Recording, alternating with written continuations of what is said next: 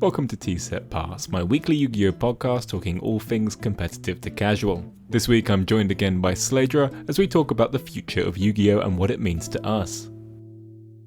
So I don't know, in terms of the future, I'm curious to know, what do you think is going to be the next card? How we just, most recent one is Link, before that we got Pendulums. What is the next mechanic to Yu-Gi-Oh that you think is going to come out? Because it's been a while since we got a new card type, right? I'm itching for it. I see comments all the time and I hear people say, we've got enough. I think if we stop, if Link's the last thing ever, that would be really disappointing. I think I want a red card, for God's sake. All I need is, why wasn't Link's red? We didn't really have rituals. Why weren't Link's red? I need a red card in my extra deck. I've tried to think about this for lots of times. What could they do? What's different? I assume it will probably have to be an extra deck mechanic because ritual is such a mess. You have to dedicate your entire deck to ritual. You can't splash, unless maybe it was some kind of external force. Did you ever play Vanguard? No. Vanguard didn't have an extra deck for a long time, and then when they hit their sort of GX era, they added an extra deck. And the way the way that the extra deck cards in Vanguard worked is that they're super powerful bosses, but at the end of the turn they go back to the extra deck. So a bit like Neos used to, the Neos cards used to be. So they're much better though. So you normally you're gonna win the game or not. Or you messed it up and they've defended or whatever. So I could maybe see some kind of super boss mechanic where you get maybe one per extra deck and you can summon it once per game. A bit like the way they tried to push deck masters a little bit. I don't know if that would be good for the game. I could see them doing it because I think that's the kind of anime-esque high serotonin card. This is my big guy, and maybe you could remake old. In the same way that Rush Duels have old cards as legends that you can only have one of, you can only have one copy of Dark Magician in a deck, whatever, he's too good. Maybe you could remake old boss monsters, maybe the Slifer, the Obelisk, the Ra, as a red extra deck super boss, summon it in some convoluted mechanic. It lasts a turn, but does something crazy whilst it's out.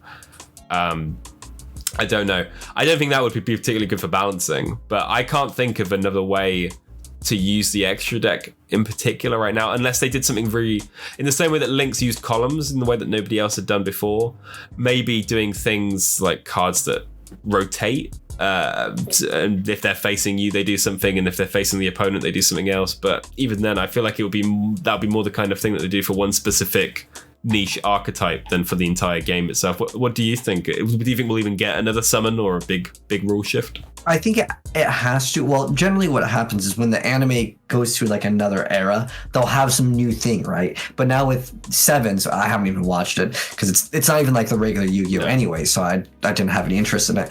But I want to say that maybe with the next, I don't know when the next seasons of Yu-Gi-Oh or next era is coming out, but it's so weird that we have a Yu-Gi-Oh anime, but it's not even the regular card game anyways. No. It's their own, it's the Rush. So I like the idea of the Legend. It sounds kind of cool, which in Rush Duel you have that one copy of. I kind of like the Duel Links idea where you have this special perk, but you have to pull these and you'd have to just put them face up on the field, like a field spell, basically just stays there forever. And you just see what the ability is. I thought that was really interesting. In fact, before that actually came out in Duel Links, I actually was mentioning that there was character abilities, and I could go find the video, and I was talking about how it would be so cool if we got it, and then they added it into Duel Links, and I thought that was really cool. But I'm really curious to see why they don't add that into the regular Yu-Gi-Oh game. I guess they have in Speed Duel, because Speed Duel has character abilities in the same way as Duel Links, and I really like that about Speed Duel. There's some, I've not delved into Speed Duel particularly. I sometimes buy the boxes just to sort of look at them and see what they are. There's one that I love how a character skill will be tailored to fix a terrible deck. And I don't know, I haven't played much Duel Links, I don't know if it was similar in that way, but for example, in Roid, there's a Cyrus skill. I think it's called The Roids Are Alright. It's literally just everything Roid could ever need. Because obviously, they've got this stupid that really good fusion spell, but it can't make half the fusions because they don't have Super Vic Roid in the name. So it's something like all Roid fusions can be made with Super Vic Roid fusion. And then the second effect of that skill is all level 5 or higher Roids can be summoned with no tribute. And then the third one is all Roids, if they battle, can switch from their attack to their defense or something. You know, so it's just like trying to exponentially just trying to fix this terrible deck. And I find that really interesting how they know that deck's bad. They know that deck's bad because they've printed this skill that literally addresses all of the problems with this deck that they made in the first place. Yeah, I think that would be a cool idea, because that would be an easy way to fix a lot of the archetypes that are just like so beyond bad. And it would also incentivize, like in terms of business, because I look at game ideas. When you have a really cool idea, is this going to like help them with sales? If there's any extra cards, like for example, I think if they were to say extra deck instead of 15, it is now 20. I think that would make every other card go up in value, right? Because people would they have 5 extra slots and they'd be able to put 5 extra cards. Like that would just encourage people to be able to run more cards that they might not normally run, which would then increase the amount of people that want to play these cards. And also what's interesting is a lot of resource mechanics use the extra deck, like extravagance. And so it would be kind of interesting to see if they were say, like, let's say, you know, because when we got the field spell change, I know there was a lot of people saying, you know, this is crazy. I can't believe that they've done that. It wouldn't be out of the question, I would say, to increase the extra deck to 5 more, because that's only going to help sales. And if it was some new extra deck mechanic, like there's some new cards that we want in the extra deck, we have to have an increase in space, I would say, to really facilitate them making more money too, because I always look at, you know, is this going to be good for the game in terms of monetary with the decision? But it would be cool to see, like, I want a brand new card as well, though. Like, I want a completely new thing. Would be cool to see the perks, though. I would like to see perks in the game, but I also think that a new card color would be cool. Maybe they can have, I mean, they already have like fusion pendulums, exceeds pendulums, but maybe a fusion cards that can be used in multiple zones. Like I know that there's some cards like Silver Sentinel where you can place it as a spell and trap, or you can summon it as a monster. So maybe it could be some sort of hybrid, but they are pretty creative, because if you were to tell me that there's a new blue card that makes it so if you want to summon anything in the extra deck, I would have been like, okay, this is too weird. I wouldn't have believed it. But, you know, they went back on the whole, like, you don't need a Link monster to have like diffusions, because I don't know. I'm guessing that could have been partially due to sales, but I don't know. Like, do you think that changed? Because I actually talked to some people that were vendors, and they said during Link, when it first came out, that it actually hurt sales, because people, I don't know, maybe weren't buying the newest product because they didn't like Links, or it's because they couldn't play their favorite deck, so they just stopped playing the game. I think it rubbed a lot of people the wrong way. I remember myself, throwing back even further, I remember when my friend rang me in 2008 and told me about synchros, and he rang me and he was like, there's these white cards and they're like fusion monsters, but they don't need poly. And I was like, that's stupid. I hate that. I want to use Elemental Hero and I hate that. And then I was, that sounds terrible. Obviously, I was very wrong, and I very much enjoy synchros now. Moving to Link, I can see why it would rub people the wrong way. I think when Link got announced, I built 3 ritual decks, because I was like, well, you're going to lose your extra deck, but I didn't even use my... I think I built Necros and Cyber Angel the day that Link got announced in the basket and ordered it. Because I was like, well, I'm not going to learn Link. I don't even need the extra deck. Screw the extra deck. I don't need it. But I can imagine other people probably would be motivated to drop the game rather than to become salty and become a ritual player. I think it's just that chokehold. But as a player, and there's, like you talk about, like we talked about with like bringing in super legends or bringing in character skills that fix old cards. I think they're good for sales, but then there's like the meta game to think about. I think Link was made with players in mind, and I think Link had ups and downs. I think it made me think about the game in a very different way, and I really liked thinking with Links in terms of positioning matters, and then, you know, like having resources matters in terms of am I going to play a full Link deck, or am I going to play some Linky cards in a deck that uses synchros or exceeds? I think at the beginning I liked the fact it sort of killed so many decks, and we actually had to have a think about what was good again after a while. And obviously the answer was True Draco, obviously, because they're always good. But it was an interesting time, and I don't necessarily want the new mechanic to come in and kill everything, but I would love if the new mechanic came in and made me actually just like think about what decks I'm playing. It's like, should I totally just pick up something else because this new mechanic is really overhauling everything. But in terms of emotions, I think a lot of people had quit because of Pendulum, and I think a lot of people left were grumpy because it's very much a whiplash, because Pendulum is like opening so many options. It's like you can summon your whole hand, you can recur it so many times, you can make so many synchros, so many Xyz, so many fusions.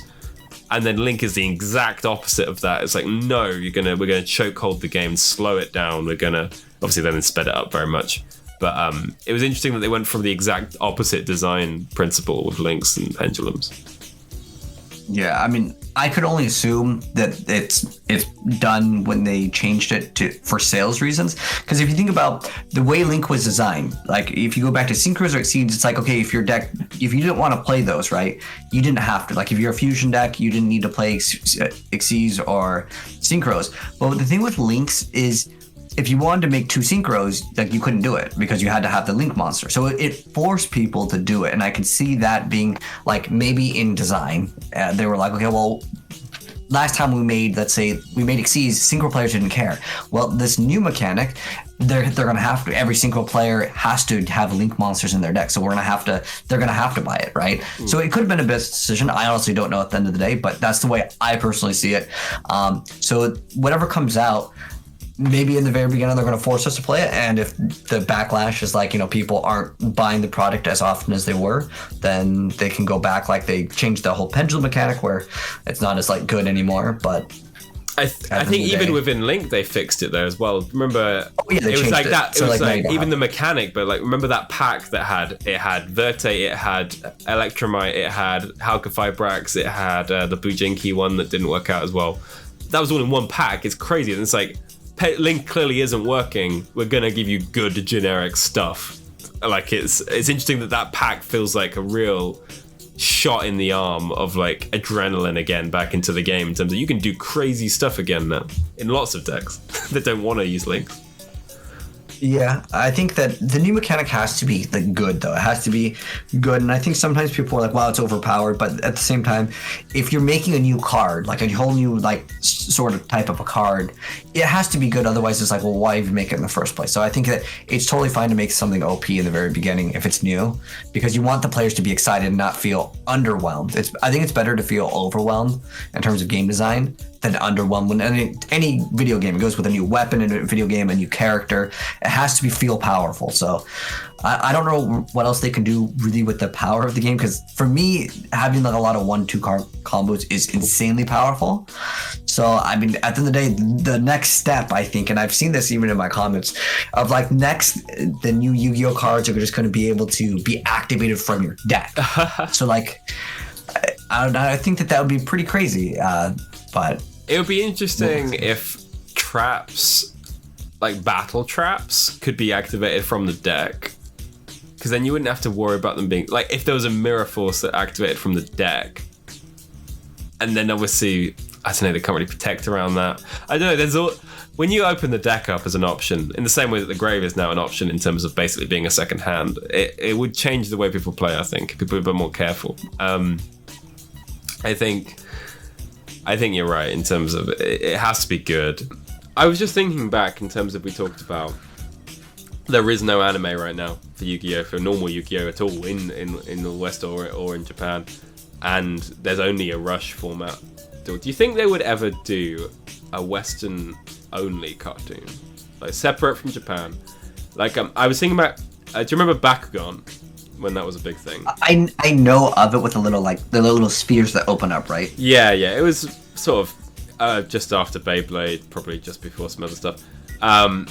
But the way Bakugan, obviously, it was another similar Yu-Gi-Oh-y type thing, collecting monsters, fighting stuff. Series 1 and 2 and 3 are anime, and so it was translated and dubbed in the same way as the 4Kids way.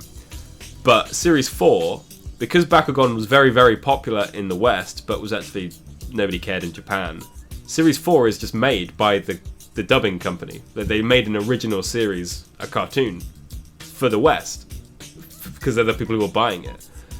Do you think Konami would ever let them get away with making a new series? And if they did that, do you think it would be something original? Or do you think because they're making it for the sake of nostalgia, they may even do like a sequel to the original Yu-Gi-Oh series? I don't know. Like obviously with the passing of the creator, there's one less person to really, really oppose it in the room. I don't know. Some sort of a Western original content of that kind. I mean, I think it'd be cool to get any form of content. Like, I even think, even though Dungeon Dice didn't really work out, I like that at least the company's trying to branch out. Like, in terms of Speed and Rush Duel, those are obviously catered towards more of a casual audience. But I think when there's so many different, like, rule sets, and as far as it goes in my locals, and for, like, many, many years, I have not even seen one person actually play Rush Duel, or Speed Duels at my locals. Like, a couple people bought some packs as memes, but they didn't actually play the game. They're just like, well, let's go buy some packs, whatever. But yeah. Do you go to the locals? I do. I used to. I haven't for a couple of months, but I did until last year. Like I haven't. Did anyone play Speed Duels at your locals? No, I've seen people play Go. I've seen people play Edison, but I've never seen a single person play Speed Duels. Yeah, so I'm wondering if they see it maybe as like, okay, Rush Duel's not working out. We can't cater towards the casuals. I don't know. Like I said, maybe in some area in the world, Speed Duel is doing really well, but I just see zero people playing it. So the fact that they're adding these alternate formats, it's weird because it just doesn't really necessarily take away. It's just like reselling the same product. So if you think about it, like the Speed Duel variant of like a Dark Magician, it's like it's the same card. So it doesn't seem to appeal to the casual audience. And also maybe like if you look at the artwork of Sevens, it's 100% made for children. Like, you know, like in terms of artwork, it's more simplistic. They're all kids versus like Yu-Gi was a little bit more serious as well as with like Kaiba. But I think if they were to do another anime series just in the US, I think if they just did Yu-Gi and Kaiba, I think it would be a huge hit. And I think people would be really interested in it.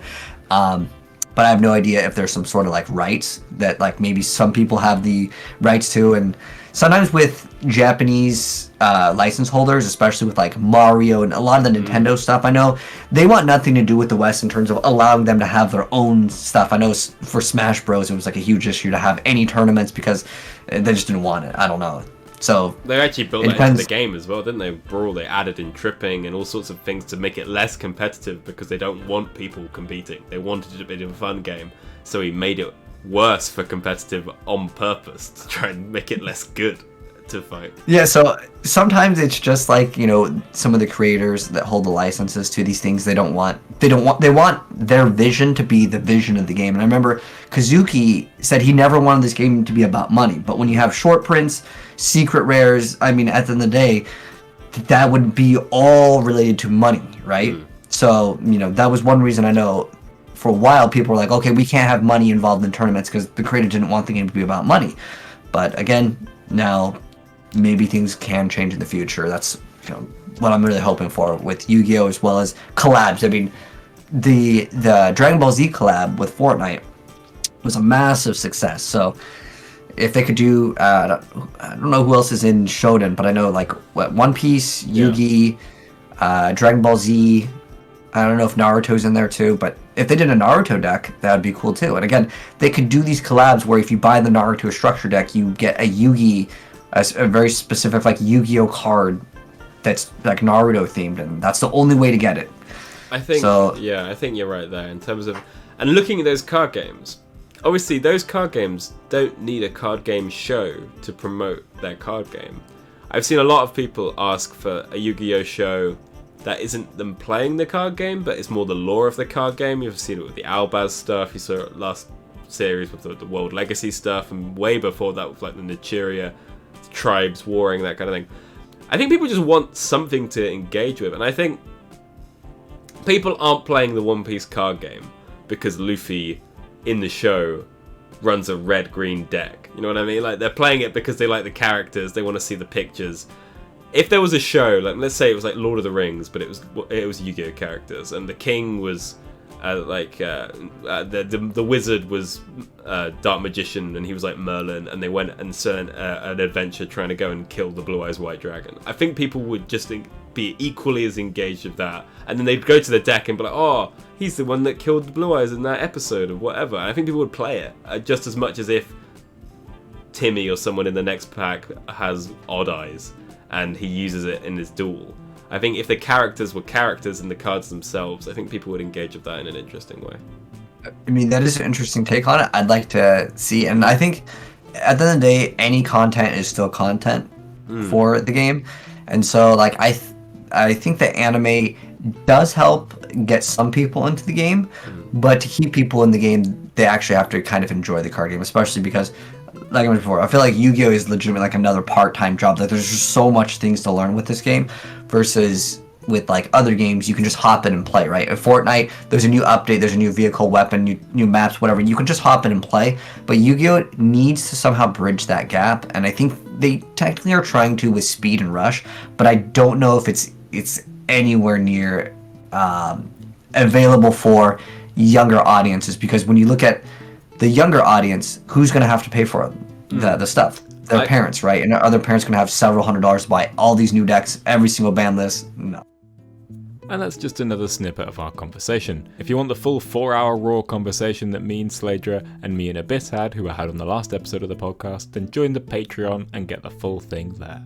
Until next week, have a lovely time.